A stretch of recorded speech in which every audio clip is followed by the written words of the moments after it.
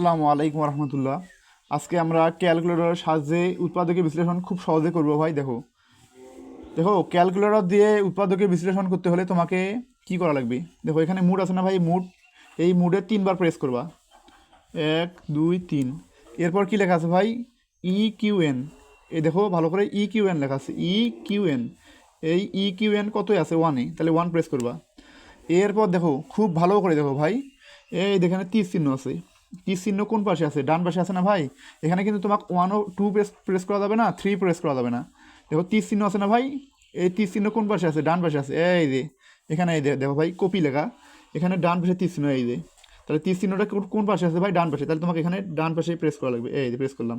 এখন তোমাকে বলছে কি ডিগ্রি, ডিগ্রি 2 অথবা 3। দেখো এখানে উৎপাদকের বিশ্লেষণটা দেখো ভাই, এখানে পাওয়ার কত আছে, 2 আছে। তার মানে তোমাকে কত প্রেস করা লাগবে, 2। অবশ্যই 2 প্রেস করা লাগবে ভাই, 2 প্রেস করলাম। এখন বলছে এ হট। দেখো ভাই তোমাকে আজকে আমি একটা বেসিক শেখাই, সেটা হলো দেখো উৎপাদকের বিশ্লেষণের আদর্শ রূপ কী বলো দেখি ভাই। উৎপাদকের বিশ্লেষণের বা মেডেল ট্রামের আদর্শ রূপ হলো AX² + BX + C।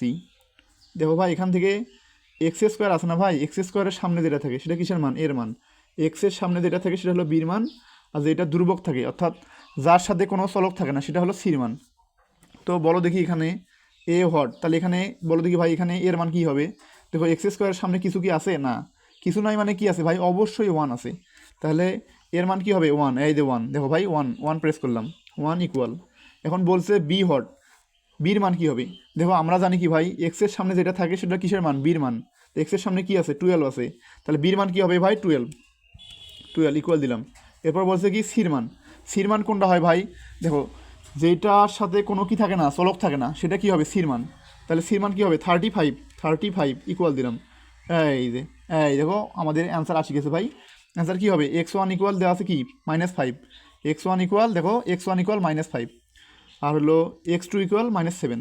তাহলে x1 ইকুয়াল -5 হবে। দেখো তাহলে x1 ইকুয়াল -5, তাহলে দেখো ভাই x1 ইকুয়াল -5। তাহলে x1, তাহলে x1 ইকুয়াল কি -5, তাহলে x এর মান কি -5।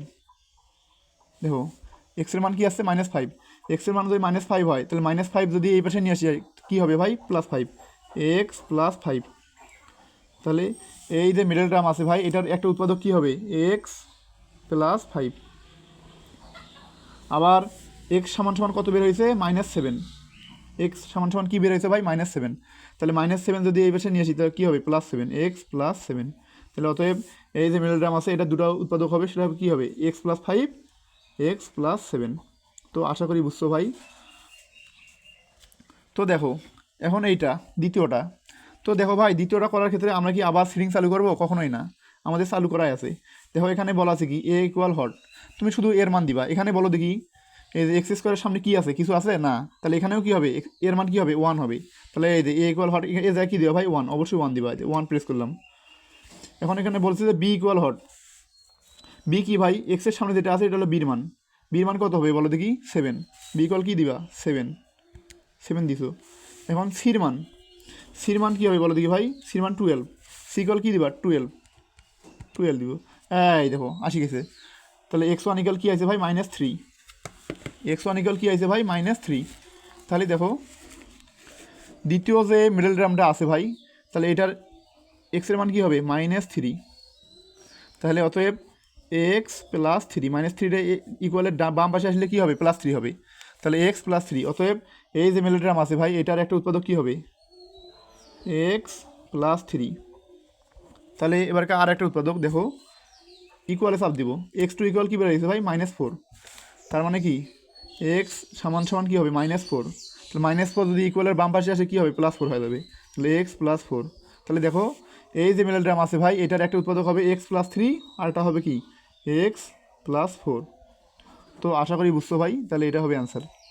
আসসালামু আলাইকুম রহমতুল্লাহ।